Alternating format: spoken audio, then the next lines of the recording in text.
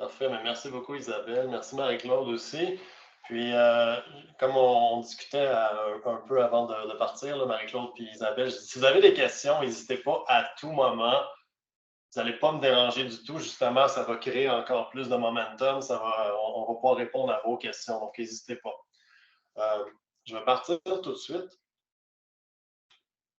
Donc, Alpha Premium et l'AQ. Donc, de notre côté, donc, il y a moi-même qui est présent en ce moment. Donc, ça fait un bon 20 ans là, que je travaille autant, que je donne des formations, que je travaille dans le numérique. Je travaille beaucoup aussi la tarification dynamique. On a commencé beaucoup dans le secteur hôtelier, puis on fait de plus en plus avec des événements, des attractions, mais aussi des entreprises en écotourisme.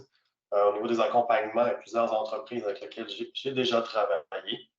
Puis, il y a Dominique aussi qui m'aide dans le cadre de l'EAQ. Donc, il est présent également sur l'appel. Donc, Dominique a fait plusieurs accompagnements aussi. Puis, on est très complémentaires dans nos aptitudes, dans nos compétences. Donc, très intéressant. Puis, on peut vous accompagner à peu près peu importe votre type d'entreprise. Dans le cadre du virage numérique, il y a plusieurs entreprises qui ont pu en profiter. Mais il y a aussi d'autres entreprises avec lesquelles on travaille qui ne sont évidemment pas dans le virage numérique, là. Donc le Best Western IAG, là, dans du côté de l'hôtellerie. Mais on est rendu dans le cadre d'Aventure Écotourisme Québec, on a touché à 56 entreprises, mais dans le cadre du virage numérique, on a touché à déjà, je pense qu'on est rendu à 22 entreprises, là, donc c'est super intéressant. Puis on commence à voir de plus en plus des impacts, c'est super cool. Le plan de match pour aujourd'hui, donc comme je disais, vous pouvez poser des questions à tout moment. Donc, on va vous présenter une approche pratique pour maximiser vos revenus. C'est une approche vraiment que vous allez voir, ça va être en 13 étapes. Puis, on va suivre un peu un genre une certaine procédure. Puis aussi, c'est pour s'adapter aussi à vos aptitudes, à votre type d'entreprise aussi. Un peu comme le dirait Martin Saint-Louis, qui va nous aider un peu dans le coaching pour partir le tout. Donc, ça va être le processus qui va être important, puis ça va éventuellement nous amener un excellent résultat. Je commence avec une intro. Après ça, je vais parler de la première section, collecte et centralisation des données. Vous allez comprendre pourquoi lorsque je vais arriver dans cette section-là, pourquoi on commence rapidement avec la collecte et la centralisation des données. Après ça, l'acquisition de trafic. Donc, évidemment, vous allez voir l'importance aussi, mais également le focus dans l'acquisition de trafic, étant donné que notre temps est relativement restreint. Ensuite, la maximisation de la performance numérique qui va un peu faire le tout, là, un peu combiner le point numéro 2 et le point numéro 3. Puis, on va finir avec une genre de conclusion, un outro, là, vraiment, puisque finalement, on ne conclut jamais lorsqu'on parle de maximisation des revenus. C'est une boucle qui tourne de manière continue. Première section, donc on va commencer avec une intro. Comme j'ai dit, on va faire une approche en 3 étapes. Donc, on va commencer avec la centralisation des données. Donc, comment collecter certaines données. Puis, on va focuser ici vraiment sur des types de données qui, quant à moi, quand je regarde, ça paraît tout simple, mais ce n'est pas nécessairement fait. Au niveau de l'acquisition de trafic, le deuxième point ici, on va vraiment focuser sur 4 points importants, 4 types d'acquisition de trafic qui, quant à moi, ne coûtent pas très cher, puis sont généralement très intéressants en termes de retour sur investissement. On va vraiment y aller étape par étape en termes de maturité. Et finalement, le troisième point, maximiser votre performance. C'est là qu'on va vraiment parler d'optimisation avec les actifs qu'on a déjà, avec les canaux marketing qu'on a déjà aussi. C'est une approche en 13 points, donc qui s'adapte selon vos besoins, selon vos budgets et selon votre niveau de maturité. Mais ce qui est intéressant là-dedans, c'est que chacun des 13 points que je vais discuter, vous êtes capable de les faire. Peu importe la taille de votre entreprise, vous êtes capable de les faire. Puis, moi, je pourrais dire qu'il y a sûrement au moins 10 ou 11 points sur 13 que vous devriez les faire. Donc, il y a vraiment un avantage concurrentiel. En fait, ce n'est même pas un avantage concurrentiel dans certains cas. C'est simplement des bonnes pratiques. Il faut les faire. Le temps est ça prend relativement peu de temps pour accomplir notre résultat. Donc, il y a 13 points. Dans la section 2, je vais avoir les 4 premiers points. Dans la section 3, je vais avoir 4 points suivants. Puis, on va finir par la suite avec 5 points dans la section 4. Et ensuite, il y aura conclusion avec tout ça. Donc, les 4 premiers points. Pourquoi je pars avec la centralisation des données, la collecte de données dès le début? Simplement parce que si on fait de l'acquisition de trafic, puis on n'a pas nécessairement les bonnes méthodes de collecte, au bout de la ligne, notre dernière étape, qui est l'étape d'optimisation, on ne sera pas capable de bien la faire. On ne sera pas capable de bien l'exécuter. Donc, c'est pour ça qu'on parle dès le début de la collecte de données. C'est sûr que quelqu'un pourrait me dire, ouais, mais tu sais, si je suis sur les bons canaux, si je passe les bonnes actions, ça va fonctionner. Bon, oui, je suis d'accord, ça va fonctionner au début, jusqu'à temps que tu doives optimiser.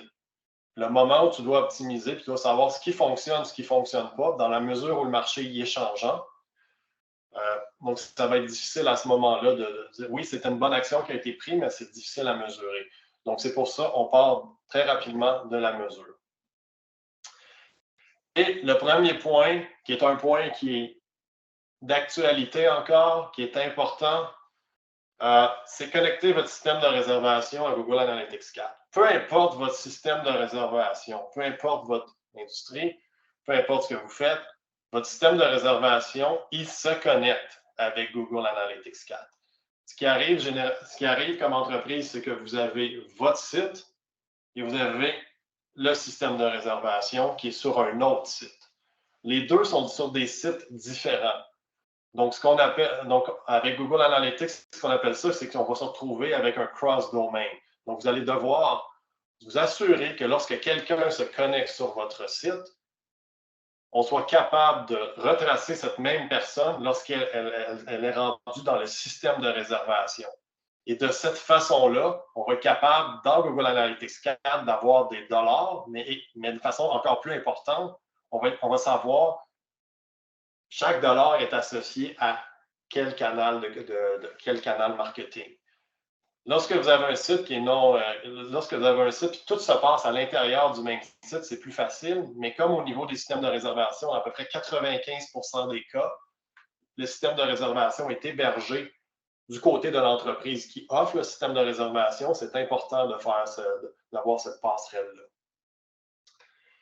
Donc, ça paraît tout simple, mais Dominique et moi, on avait travaillé autour du mois d'avril, on a travaillé avec une quinzaine d'entreprises. On s'est assuré que le système de réservation était connecté avec Google Analytics 4, en sachant qu'à partir de juillet 2023, pour la première fois en 10 ans, on avait un changement au niveau de Google Analytics. Donc, j'étais là en 2000, j'ai vu Google Analytics apparaître en 2006, donc ça me rend très vieux, mais bon, je me rappelle quand c'était Urchin, quand ça appartenait même pas à Google. Google a fait l'achat en 2005, l'a officialisé en 2006. Par la suite, on a roulé sur une version jusqu'en 2013 qui s'appelait le Google Analytics classique. Après ça, on s'est retrouvé sur Universal Analytics. Et là, depuis à peu près un mois, Google a décidé officiellement de tirer la plug sur la collecte de données pour Google Universal Analytics. Donc, Google avait mentionné que c'était pour arriver au 1er juillet. Ce que j'ai vu dans la plupart des comptes, c'est que ça a arrêté à peu près autour de la mi-septembre.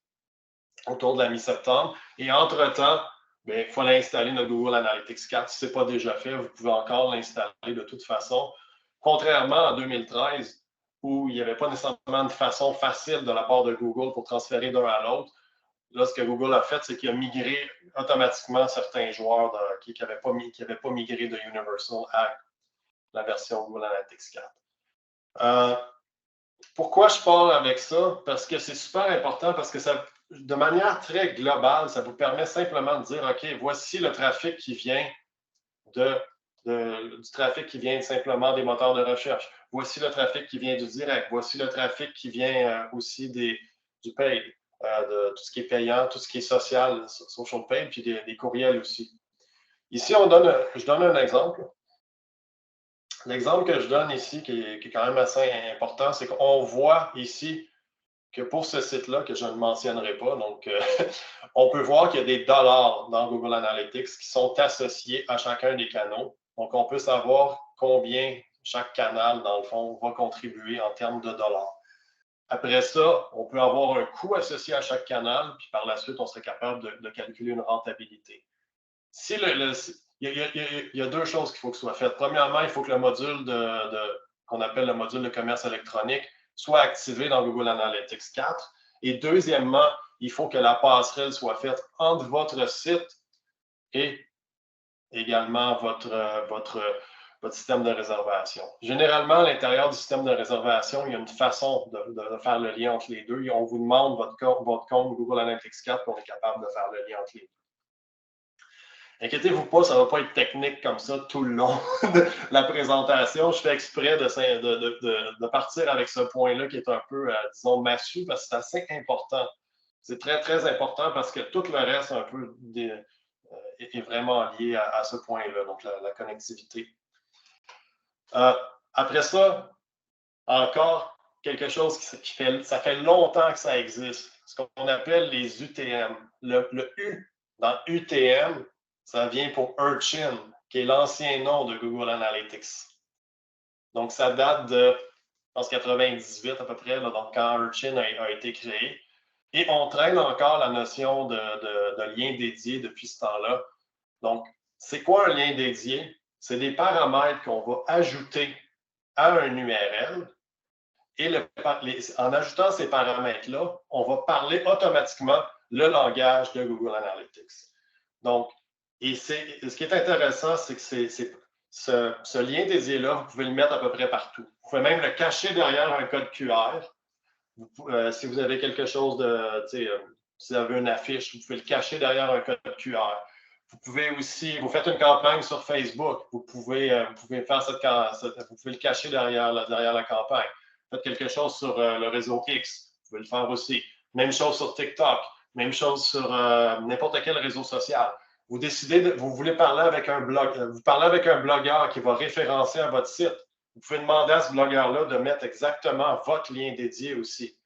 Donc, super utile à ce moment-là, puisque très souvent, les gens vont dire « Hey, oui, je t'ai amené du trafic. Ouais, mais là, maintenant, avec mon lien dédié, je suis capable de dire « Oui, tu m'as amené du trafic, mais en plus, voici ce qui s'est passé avec le trafic que tu m'as envoyé. » Donc, c'est pour être beaucoup, beaucoup plus précis. Avec Google Analytics 4, donc, il y a eu une mise à jour de ce qu'on appelle la façon de créer des liens dédiés. Donc, vous avez ici le lien, le GA DevTools. Ce lien-là, pendant à peu près 10 ans, ça a été un lien absolument affreux qui était à peu près impossible à mémoriser. Maintenant, il est beaucoup plus facile. Puis aussi, avec l'émergence de Google Analytics 4, c'est encore plus facile qu'avec Universal Analytics. Avant, on demandait 3 paramètres obligatoires. Maintenant, on en demande seulement 2.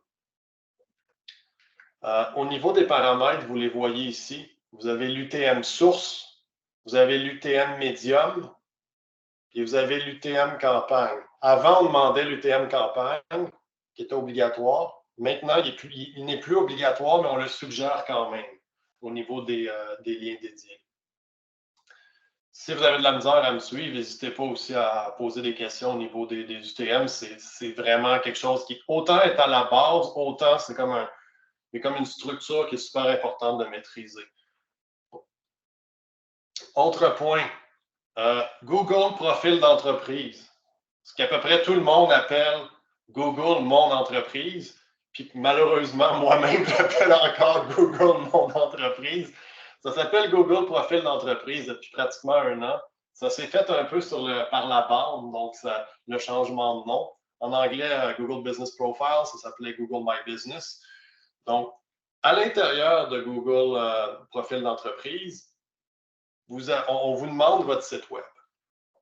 Puis votre site web, à ce moment-là, vous pouvez mettre carrément un lien dédié. Et avec ce lien dédié-là, ça devient super important parce qu'en mettant ce lien dédié-là, la section qu'on appelle organique dans Google Analytics 4, au lieu d'être un mix de n'importe quoi en organique, vous allez être capable d'isoler votre trafic qui vient de Google Profil d'entreprise.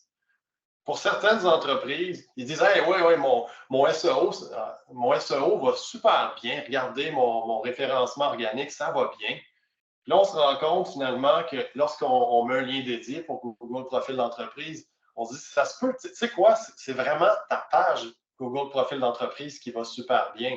Ce n'est pas le reste de ton SEO qui va bien. C'est vraiment cette page-là. Pour certaines entreprises, c'est 60-70% de leur visite qui vient du SEO organique, qui vient, à vrai dire, de leur profil Google Profil d'entreprise. C'est juste que ces entreprises-là ne le savent pas parce qu'ils n'ont pas isolé le trafic via un UTM. Donc, c'est un truc relativement simple. Nous, on le fait avec tous nos clients. Puis, ça nous permet justement d'isoler. Dans certains cas, pour certaines entreprises, Google Profil d'entreprise, c'est 20% de leur trafic sur leur site. Donc, en l'isolant, on peut voir aussi l'impact. Puis ici, comme dans ce cas-là, ici, on voit que c'est 14,43% des sessions pour cette entreprise-là. Puis en passant, ce n'est pas l'entreprise qui est là, c'est une autre.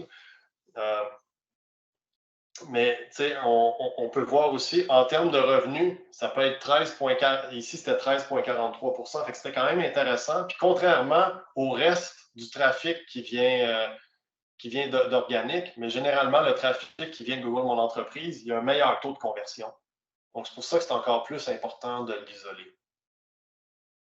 Je ne sais pas s'il y a des questions par rapport à Google Profil d'entreprise au niveau de le fameux lien dédié qu'on peut mettre. Non, OK.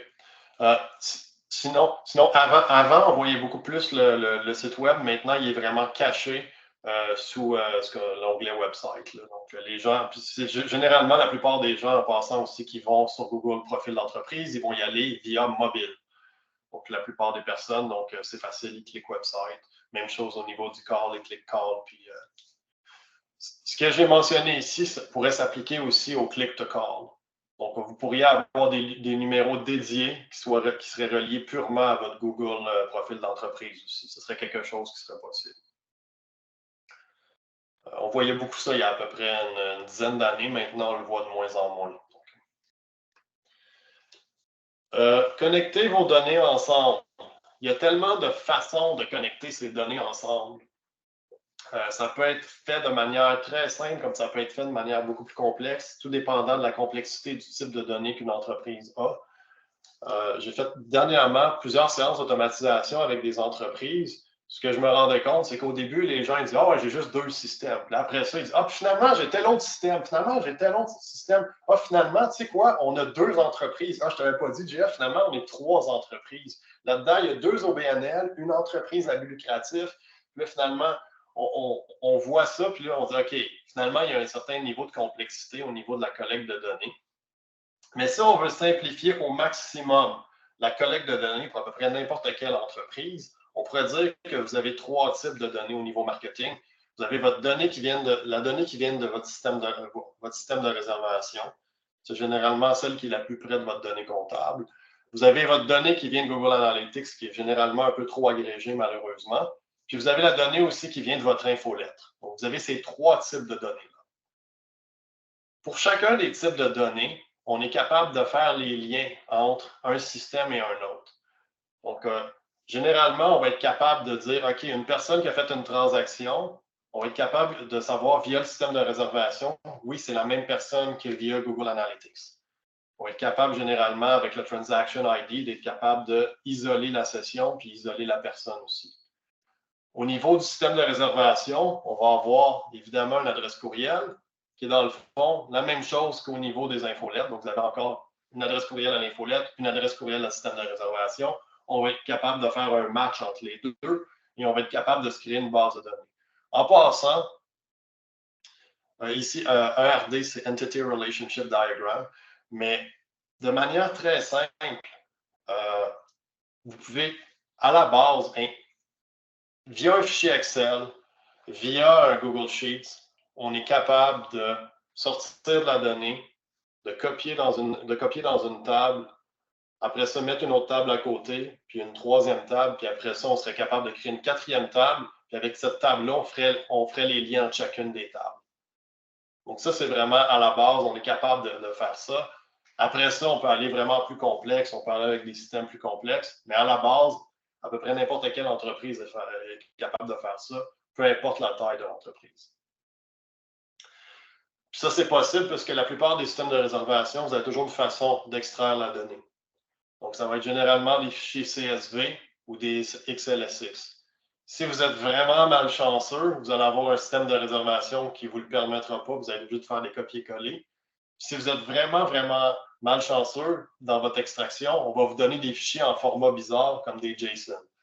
Si vous vous retrouvez avec ça, n'hésitez pas à me parler, puis on peut voir qu'est-ce qui est faisable à ce niveau-là. On appelle ça des flat files. Donc, pourquoi on parlait de données? Parce que c'est vraiment la fondation de maximiser, les revenus. C'est qu'il faut au début avoir une bonne fondation de collecte de données. Je connais des entreprises qui collectent à peu près tout. Il y a énormément de collecte de données. Le problème, c'est que des fois, ces entreprises-là sont très, très bonnes en collecte de données, mais sont moins bonnes en acquisition. Il faut avoir quand même un équilibre. C'est pour ça que j'ai mentionné ici seulement 4 exemples. Puis, quant à moi, c'est les 4 exemples qui génèrent le plus de valeur. Peu importe la taille de l'entreprise, on est capable de vraiment exécuter le tout. Je ne l'ai pas encore effleuré, mais la plupart des systèmes de réservation vont vous permettre d'avoir les champs qu'on pourrait appeler les 13 champs principaux. J'en ai mis 13, on pourrait réduire peut-être à peu près à 11 champs, 10-11 champs. Mais avec ces champs-là, on est capable d'à peu près faire n'importe quel type d'analyse. Généralement, on va aller chercher la date de réservation. Donc, évidemment, la personne va réserver avant d'arriver. Si c'est un walk-in, si c'est une personne qui marche, à ce moment-là, la date de réservation va être la même que la date d'arrivée. Si c'est une activité qui se fait la même journée, bien, vous allez avoir une date de réservation qui est égale à la date d'arrivée, qui est égale à la date de départ.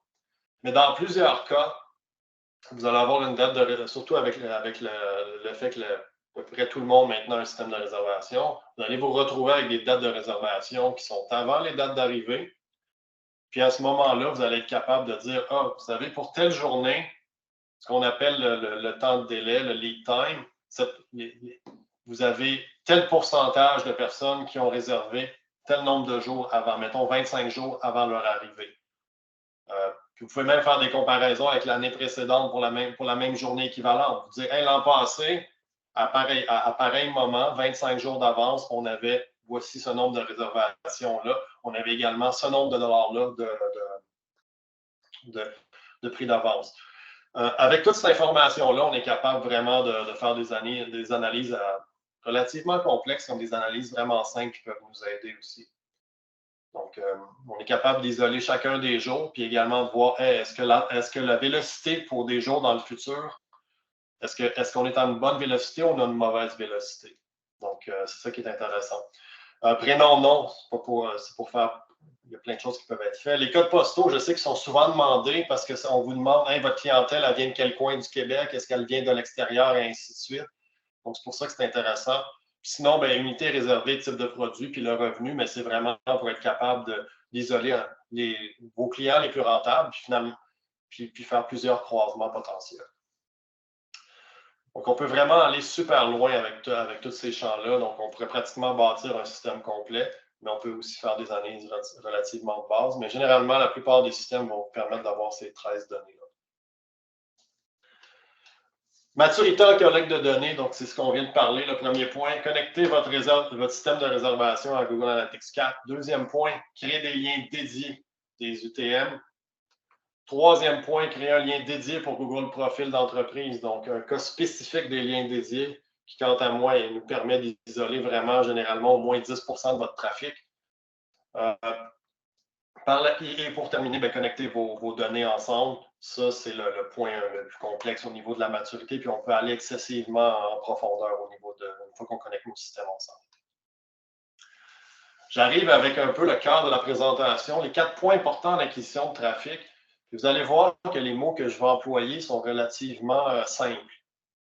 Dans plusieurs cas, vous allez dire, ah, mais Jeff, tu nous parles de quelque chose qui existe depuis longtemps. Pourquoi tu nous parles de ça? Parce que finalement, la recette, elle a été prouvée. C'est la raison, c'est pour ça. C'est parce que la recette, elle a été prouvée. Premier, le SEO sur votre site web. pourquoi on en parle? Parce qu'il y a plein d'entreprises qui me disent hey, tu sais quoi, il faut améliorer notre SEO. Premièrement, on l'a vu tantôt, le SEO, vous avez deux types de SEO. Vous avez le SEO, dans le fond, qui provient vraiment de votre site web, mais vous avez aussi le SEO qui va provenir de Google Profil d'entreprise. C'est deux différents. Donc, d'où la raison, comme on l'a mentionné dans la première section, d'isoler les deux types de trafic. Malheureusement, puis heureusement, pour vrai, n'importe qui est un événement ou une attraction, le SEO, c'est vraiment simplifié avec les années. Moi, je me rappelle au courant des années 2000, on avait même est-ce que tu fais du white hat ou du black hat SEO? Est-ce que ton SEO... Il y avait toute une façon de procéder pour être le plus legit possible. Puis il y a même plein de gens qui faisaient des méthodes qui étaient plus ou moins légales, mais qui amenaient beaucoup de trafic. Maintenant, c'est vraiment plus standardisé. On se retrouve avec des systèmes de gestion de contenu, puis c'est vraiment simple. La plupart des entreprises sont soit avec WordPress ou avec Wix. Puis généralement, ce qu'on va mentionner, c'est de dire, tu sais quoi, assure-toi que ton site a une certaine rapidité. N'importe quel site qui est plus lent que 3 secondes ou 4 secondes, déjà, on va être pénalisé au niveau du SEO, on va être pénalisé dans Google Ads, on va être pénalisé à plein d'endroits. Donc, un site quand même rapide, c'est super important. Sinon, les fameuses redirections 301. Combien de fois les entreprises font des refontes de sites puis oublient d'écrire le fameux document qui nous dit voici l'ancienne URL, voici le nouvel URL et voici maintenant, on va le configurer pour s'assurer de ne pas perdre notre ancien SEO. Malheureusement, trop souvent, je vois des entreprises qui font des refontes, puis après la refonte, ils disent hey, pourquoi mon trafic est down 20 à 30 Je dis ouais, ben regarde ton nombre de 404, de page 404, qui vient du fait que les redirections 301 n'ont pas été faites. C'est un fichier, lorsqu'on fait une refonte, c'est un fichier qui est hyper important. C'est important de rien oublier aussi quand on le fait. Sinon, pour n'importe quelle entreprise sur WordPress, on installe Yoast. Yoast, c'est l'application la plus, disons, l'extension la plus utilisée dans WordPress. C'est un peu comme si vous avez un coach SEO carrément à l'intérieur de WordPress. C'est super. On vous dit comment écrire votre texte, on vous dit qu'est-ce qui n'est pas bien fait, on vous aide à optimiser votre propre SEO, on vous guide carrément avec Yoast. Puis là, je parle de la version gratuite. La version payante, on va encore plus loin. C'est là qu'on vous dit, OK, assurez-vous que votre méthode de description ait tel mot-clé, assurez-vous de ne pas être plus que 156 caractères. C'est tous des points de base. Après ça, sinon, le H1, H2, c'est sûr que c'est moins ce que c'était avant, les H1, H2. Avant, on disait H1, H2, H3 au niveau des balises. Maintenant, assurez-vous d'avoir un H1, assurez-vous d'avoir des textes au niveau de vos images. Vos images, assurez-vous d'avoir des images qui ont des titres qui ont du sens, c'est-à-dire pas genre 82, 33, 47, parce que vous pouvez aussi référencer vos images, puis ça aide votre site au niveau du référencement organique aussi. Évidemment, au-delà de tout ce qui est juste SEO, il y a le texte qui doit être bien écrit en fonction du positionnement de l'entreprise. Sinon, on s'aligne carrément à s'optimiser, mais pas nécessairement sur notre positionnement à nous. Puis trop souvent, j'ai vu des sites, je disais, hey, tu sors super bien pour tel mot-clé, mais qui n'a aucun rapport avec ton entreprise. C'était finalement un mot-clé qui est arrivé 2-3 fois dans un texte, puis ton article de blog a vraiment fonctionné, mais ce n'est pas important pour ton entreprise, malheureusement. Le 7e point ici, qui est sûrement un des points les plus importants, là, puis on le néglige énormément à l'intérieur des entreprises, c'est la formation et l'expertise des gens qui écrivent les textes. La personne qui met à jour les textes. Plusieurs entreprises, c'est un peu le travail qu'on va laisser à un stagiaire. On dit, ah bon, ça va être cet été, ça va être tel stagiaire, dans une autre entreprise, ça va être un autre. Puis après ça, d'année en année, ça se passe de stagiaire en stagiaire. Malheureusement, le savoir, dans certains cas, se perd. Puis selon la qualité de la personne, mais on va se retrouver avec un SEO qui est des fois très bon, des fois un peu moins bon aussi. Donc, c'est important d'avoir de la documentation en interne sur certaines bonnes pratiques pour comment écrire. Puis comme je dis, juste les 6 premiers points qui sont ici, là, juste s'assurer au moins que ça, c'est mis en place. Déjà, il y a une base qui est sécurisée et automatiquement, vous allez avoir plus de trafic. Point. Donc, c'est la base au niveau du SEO. Sinon, le compte Google Profil d'entreprise, on en a parlé tantôt. Évidemment, parmi les critères qui sont importants dans Google Profil d'entreprise, le critère peut-être le plus facile, c'est vraiment le nom que vous mettez. Donc, assurez-vous que c'est le nom de votre entreprise, mais des fois, on rajoute 2-3 mots-clés à côté. Ces mots-clés-là qui sont très, très associés. Tu sais, je donnais l'exemple, je parlais avec Dominique, je dis, c'est sûr que si quelqu'un, mettons, il s'appelle Arthur Tremblay, puis il a son entreprise, mais il ne marquera pas Arthur Tremblay sur Google Mon Entreprise, Google Profil d'entreprise. Il va mettre Arthur Tremblay, avocat spécialisé en quelque chose. Puis là, après ça, ben, il va sortir fort pour avocat. Il va sortir fort pour sa spécialisation aussi. Le titre, super important. Sinon, ici, vous avez, pour l'exemple ici de Aventure Plein Air Saint-Hippolyte, vous avez l'exemple Adventure Sports Center. Ça, c'est la catégorie. Puis cette catégorie-là est assez importante, que ça soit bien écrit aussi. Sinon, ben, c'est sûr que plus on est près de 5 sur 5, plus ça nous aide. Puis plus on a de review, plus ça nous aide également. Donc ça, je ne vous apprends rien. Sinon, au niveau des heures, ben, mettre les heures à jour, puis on va toujours avoir ce qu'on appelle les special hours. Donc ça, c'est généralement les journées qui sont des journées potentiellement des journées fériées. Donc, s'assurer d'avoir l'information pour que lorsqu'on est fermé, on le communique pour pas que les gens se pointent à la guérite pour rien. Donc, optimiser Google Profil d'entreprise. Un des points qui est important avec Google Profil d'entreprise, c'est évidemment, plus vous répondez aux gens, plus ça vous aide. Puis, plus vous répondez aussi dans la langue de la personne, plus ça vous aide. On a un exemple ici, la personne écrit en anglais, on lui répond en anglais. Puis après ça, ben, pour les autres personnes qui viennent voir, ben, ça va être traduit dans la langue dans la langue de leur Google Profil d'entreprise. Ici, la personne écrit vous le voyez ici dans Hurlbot. Donc, il n'y a pas de traduction parce que mon Google Profil d'entreprise est en anglais, fait qu'on ne voit pas de traduction. Ici, la personne écrit en français, on lui répond en français, puis moi, je peux voir la traduction en anglais parce que je suis en anglais ici. Fait on voit vraiment que ça a été répondu dans la langue de la personne, donc c'est encore mieux. Médias sociaux. Je le mets en point numéro 3 parce qu'au début, il y a le SEO. Après ça, il y a vraiment le Google Profil d'entreprise. Puis après ça, on se retrouve au niveau des médias sociaux. Le problème des médias sociaux, c'est qu'il y en a tellement, mais en même temps, on ne peut pas être partout en même temps. Puis, généralement, on va focuser là où notre clientèle est, que ce soit Facebook, Instagram ou TikTok. Plus elle est jeune, plus on va tendre vers TikTok. Puis plus elle est âgée, plus on va tendre vers Facebook. Puis si elle est en plein milieu, donc, généralement, le 25-44, on va être assez présent sur Instagram. Donc, selon vraiment notre clientèle. Encore une fois, on a parlé des liens dédiés dans la première section. Les liens dédiés, c'est super important. Et ça nous permet d'isoler le trafic. Avant de faire un boost sur Facebook, il faudrait s'assurer d'avoir un lien dédié qui nous permet d'isoler cette publication-là sur Facebook aussi.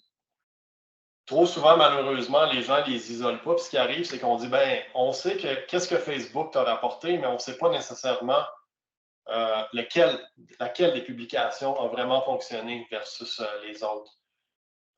Pour plusieurs entreprises, on se rend compte des fois que finalement, c'est deux, trois posts qui ont vraiment fonctionné. Puis généralement, c'est soit parce qu'il y a un contenu éducationnel assez intéressant, soit qu'il y a un concours, ou soit qu'il y a finalement un rabais qui est vraiment intéressant.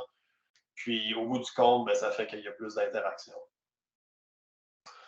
Donc, comme je disais, dans le Social Media Landscape qui est publié par Fred Cavazza depuis à peu près une quinzaine d'années, il y a toujours tous les médias sociaux qui existent, mais au bout du compte, on va focuser sur le média social ou les médias sociaux qui sont vraiment les plus intéressants pour notre entreprise. Il y a à peu près une dizaine d'années, ce qu'on faisait, c'est qu'on avait des agrégateurs de médias sociaux, c'est-à-dire qu'on pouvait voir, voici ce qui se passe sur Twitter, voici ce qui se passe sur Facebook, voici ce qui se passe sur Instagram, voici ce qui se passe sur TikTok, puis on avait tout centralisé. Pour la plupart des entreprises, maintenant, c'est de moins en moins intéressant dans la mesure où on va focuser plus sur un média social où on va être vraiment fort, c'est là que notre clientèle est. C'est aussi dans une question où notre temps est quand même limité aussi. Publicité Google Ads, je le mets en point numéro 4. Puis j'hésitais, est-ce qu'on parle d'infolette ou on parle de Google Ads? J'ai décidé de parler de Google Ads, simplement que si les 3 premiers points n'amènent pas assez de trafic, donc généralement, on va se retrouver avec Google Ads. Pourquoi? Parce que les gens ont déjà un intérêt envers ce que vous vendez d'une certaine façon. Ils vont avoir cherché des mots-clés qui sont associés avec votre produit. Puis à ce moment-là, ils ont déjà une intention. Donc, généralement, le retour sur investissement est toujours plus élevé sur Google Ads versus, mettons, une publicité bannière. C'est juste parce que la personne avait une intention, puis ça donne généralement des meilleurs résultats. À la base, lorsqu'on crée des publicités Google Ads, toujours éviter la requête large, toujours être le plus près possible des mots-clés exacts. Pourquoi? Parce que la requête large, qu'on appelle broad match, va nous amener du trafic pas nécessairement de bonne qualité. Versus les mots-clés exacts qui vont nous amener du trafic de meilleure qualité. Le problème, c'est que des fois, on n'aura pas assez de volume. Donc, c'est vraiment l'enjeu. On pourrait faire, disons, plusieurs cours juste sur Google Ads. Là. Je veux dire, on peut aller tellement loin. Mais dans l'ensemble, toujours éviter la requête large au début, focus sur les mots-clés exacts. Puis la requête large peut nous aider si on veut aller chercher un petit peu plus de volume. Mais après ça, lorsqu'on fait de la requête large, il faut avoir ce qu'on appelle des mots-clés négatifs à ce moment-là. Je ne sais pas s'il y a des questions sur la section acquisition. Je ne sais pas s'il y en a qui veulent poser des questions précises sur la section. Dans tous les cas, il y a une période de questions à la fin. Donc, si vous avez des questions à la fin, n'hésitez pas aussi. Ceux qui veulent garder les questions pour la fin, n'hésitez pas. Donc, il n'y a vraiment pas de problème ici. Maturité en acquisition de trafic. Comme je dis, j'aurais pu parler de l'infolette aussi au point numéro 4. L'infolette, ça devient intéressant. Le problème, c'est que ça ne nous amène pas nécessairement du nouveau trafic, ça nous amène des gens qu'on connaît déjà. Mais je recommande énormément l'utilisation de l'infolette parce que ce qui est le fun, c'est que ça ne vous coûte pas des budgets, contrairement à, mettons, Google Ads aussi. Optimiser le SEO de votre site web, point numéro 1. Point numéro 2, optimiser votre compte Google Profil d'entreprise. Point numéro 3, soyez actif sur les bons réseaux sociaux, parce qu'être actif sur les réseaux sociaux, on s'entend, si vous êtes actif sur Twitter, en fait X, la plupart du temps, ça ne génère pas grand-chose, malheureusement, en termes de ROI. Mais vous allez voir plein d'autres trucs bizarres sur X. Faites des publicités Google Ads rentables. Ça, c'est seulement si vous en avez besoin. Il y a plusieurs événements, attractions ou entreprises qui se retrouvent et disent, c'est quoi, moi, je n'ai pas besoin de faire de Google Ads parce que j'ai assez de volume, j'ai assez de trafic, je n'ai pas besoin de ça. Mais à ce moment-là, parce que ces entreprises-là, ils ont un SEO qui est très correct, ils ont un très bon profil Google d'entreprise. Généralement, on va être en haut de 4, puis dans plusieurs cas, on va être en haut de 4,5.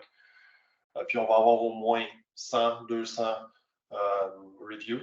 Puis après ça, plusieurs des entreprises sont actives sur les réseaux sociaux. Donc, une fois qu'on est actif sur ces trois-là, des fois, on a moins besoin du Google Ads, puis des fois, un peu moins besoin aussi des infolettes.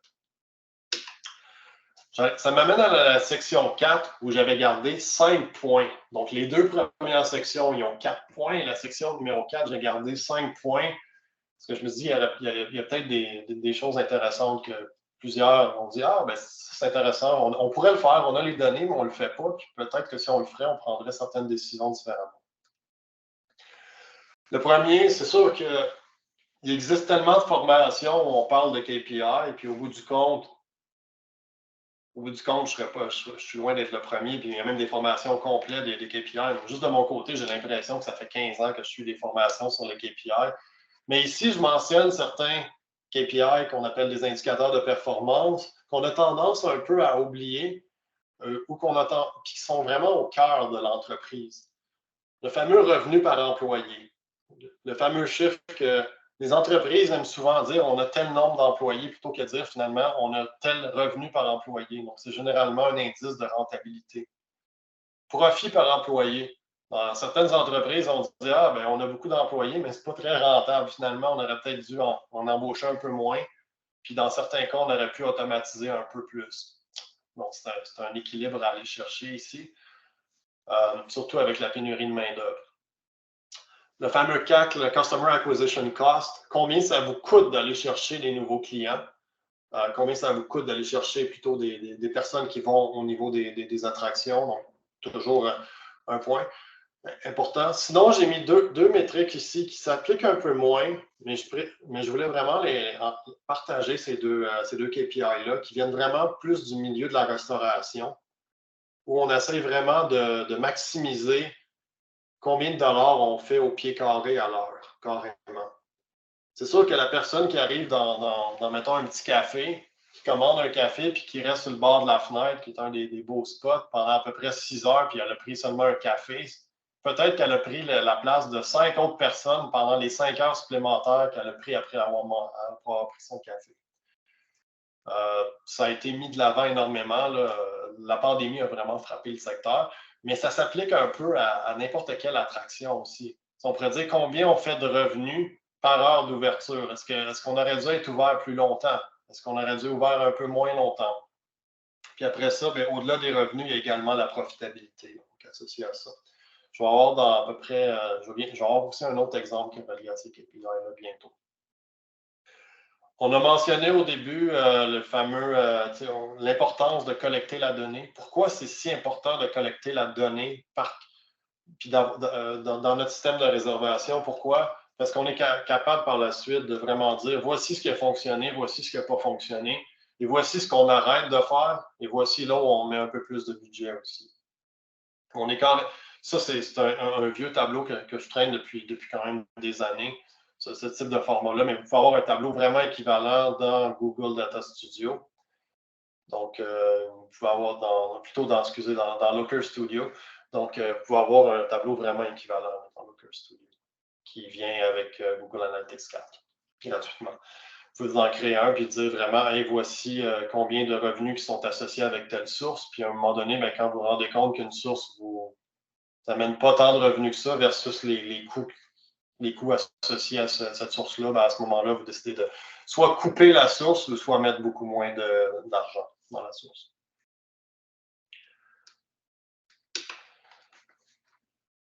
Identifiez vos périodes les plus rentables. Ça revient vraiment à ce que je mentionnais au niveau des KPI au début. Dans certains cas, on va avoir des périodes. C'est sûr que si on a une entreprise ici qui est ouverte de 6 à 21 heures, on s'attend à ce que le matin de 6 à 9, ça soit un petit peu plus difficile. Puis on s'attend peut-être que certaines périodes de la journée, comme de 9 à 12, sont quand même un peu plus difficiles aussi. Mais on sait tous qu'autour du 12 à 15, on atteint à peu près notre pic. Sauf que ça peut être notre moment où on a le plus haut revenu, mais ça peut être aussi notre moment où on a pas nécessairement notre plus haut profit. Dans certains cas, ça va de pair, ça va ensemble. Mais qui dit plus de revenus, des fois dit, pour avoir atteint notre revenu, ça prend peut-être un peu plus de staff, ça prend peut-être un peu plus de gens qui sont disponibles à ce moment-là. Donc, on peut isoler carrément autant les revenus par plage horaire qu'on pourrait isoler vraiment les profits par plage horaire aussi. Et de cette façon-là, on peut faire une certaine optimisation puis dire ici, on regarde, puis notre 6 à 9, là, il n'y a à peu près pas de revenus, il n'y a à peu près pas de profit aussi d'associé, mais peut-être qu'on pourrait ouvrir un peu plus tard. C'est un exemple ici. Ça, c'est un exemple qu'on a fait. C'était plus au niveau de l'écotourisme. Il y a plusieurs entreprises qui se sont dit finalement, telle plage horaire, c'était peut-être un peu moins intéressant, ou je fais rentrer une partie de mon staff peut-être un peu trop tôt dans certains cas. C'était le genre de réflexion qu'on avait. Puis je trouvais toujours ça intéressant. Surtout que la donnée, elle n'est pas nécessairement si difficile que ça à sortir, mais c'est sûr que ça prend une certaine gymnastique. Plus l'entreprise elle est grande, plus ça devient difficile. La tarification. Donc, la fameuse tarification dynamique. On avait donné une formation là-dessus cette année, en février cette année. Puis, il y avait eu plusieurs questions intéressantes. Donc, un des cas de tarification, comment quelqu'un qui se dit OK, je veux changer un peu mes tarifs, je j'ai peur d'augmenter certains de mes prix un peu trop. Ce qu'on dit souvent, c'est prendre 2 fins de semaine très similaires, puis en une, tu le laisses au prix que tu penses qui est moins risqué, puis l'autre, tu le mets à un prix un petit peu plus risqué. Tu compares les deux, tu fais ton analyse. Il y en a une qui est peut-être 10 plus élevée.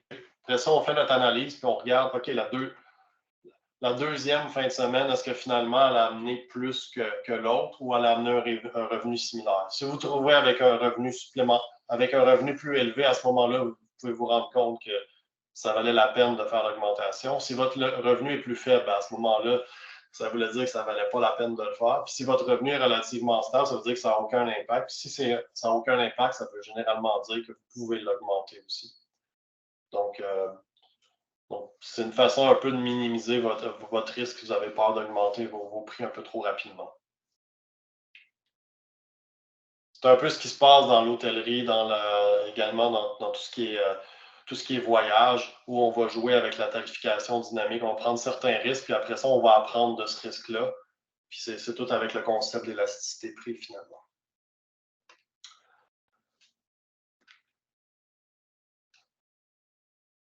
Finalement, un dernier point que je trouve toujours intéressant de mentionner, qui est un type d'automatisation qui est relativement de base, mais qui peut être tellement intéressant autant au niveau de la satisfaction, au niveau de la rétention, puis aussi au niveau de vraiment aller chercher des revenus supplémentaires, les fameux courriels automatisés.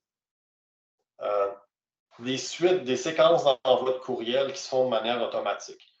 Donc, une entreprise, donc la personne va faire une réservation en ligne, on va confirmer la réservation. Après ça, on va lui envoyer un courriel une journée avant que la personne vienne sur place. Puis après ça, on va lui envoyer un courriel une journée après que la personne soit venue. Donc, ça, c'est un exemple ici.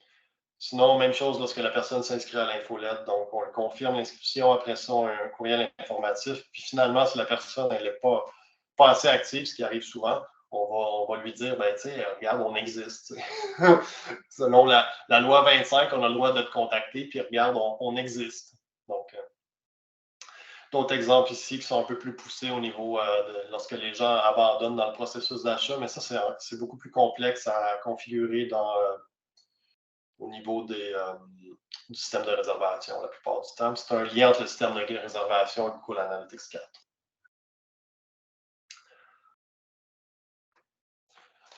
Sinon, pour résumer cette section-ci, donc, définissez, suivez vos KPI, optimisez votre portfolio marketing selon la performance. Donc, ça, on en a parlé avec le tableau que j'ai montré.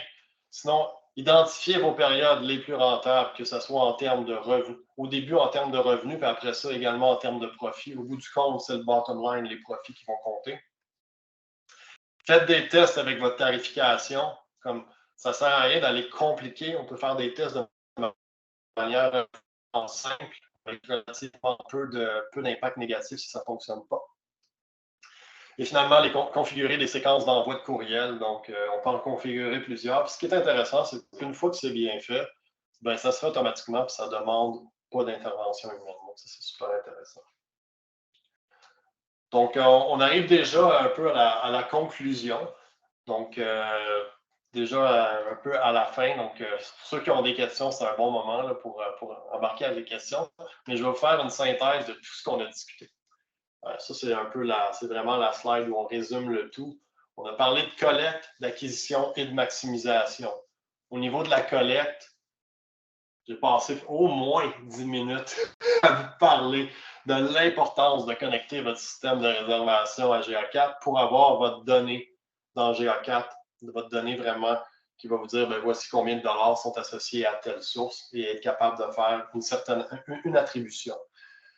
Les fameux liens dédiés, l'importance d'en mettre, puis d'avoir une certaine obsession avec les liens dédiés. On peut même carrément avoir un fichier Excel ou un fichier Google Sheet qui répertorie tous les liens dédiés qu'on a créés à travers l'année. Sinon, le lien dédié pour Google Profil d'entreprise qui nous permet d'isoler le trafic dans Google Analytics 4, donc très important. Et pour terminer la section collecte, on va parler de connecter vos données ensemble. Donc, comme je l'ai mentionné ici, il y avait comme je l'ai mentionné ici, au niveau de la collecte de connecter les systèmes ensemble, il y a des façons relativement simples de pouvoir faire les liens entre des personnes qui se sont connectées, qui se retrouvent dans Google Analytics, des gens qui se retrouvent dans votre système de réservation, puis des gens aussi qui finalement se retrouvent dans votre infolettre aussi. Au niveau de l'acquisition, tout ce qui est, donc j'ai parlé du SEO ici, de l'importance de vraiment avoir la bonne personne pour gérer le SEO. Optimiser votre compte Google Profil d'entreprise.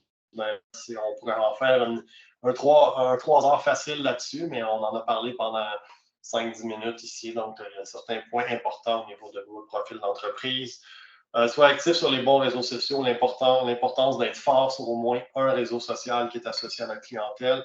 Et faire des publicités Google Ads si on a besoin de ce trafic supplémentaire-là pour nous aider. Donc, certaines entreprises vont faire du trafic, vont faire du Google Ads purement sur des saisons où il y a un peu plus de difficultés à attirer de la clientèle. Maximisation, on a parlé des KPI, je vous ai montré quelques KPI qui sont un peu moins standards, comme tu as l'habitude de voir. Là. Donc, comme le RevPash et le GoPash. Sinon, maximiser notre portfolio marketing selon la performance. C'est là qu'on mesurait chacune des initiatives marketing et de voir laquelle est la plus rentable. Sinon, identifier nos périodes les plus rentables. Donc, on parlait en termes de revenus et on parlait aussi en termes de profit. Donc, on pouvait isoler des plages horaires qui étaient plus rentables que d'autres. Test de tarification, test au niveau de la tarification, je l'ai expliqué rapidement. Là, donc, faisant un test de 10%, et finalement, on a conclu avec configurer des séquences d'envoi de courriel. Donc, c'est une super courte présentation, donc à peu près une 50aine de minutes sur le sujet. Ça fait 20 ans que je touche à tout ça. J'ai eu plusieurs évolutions. Ça a été super intéressant. Puis là, c'est le temps. Là, si vous avez des questions, posez-les.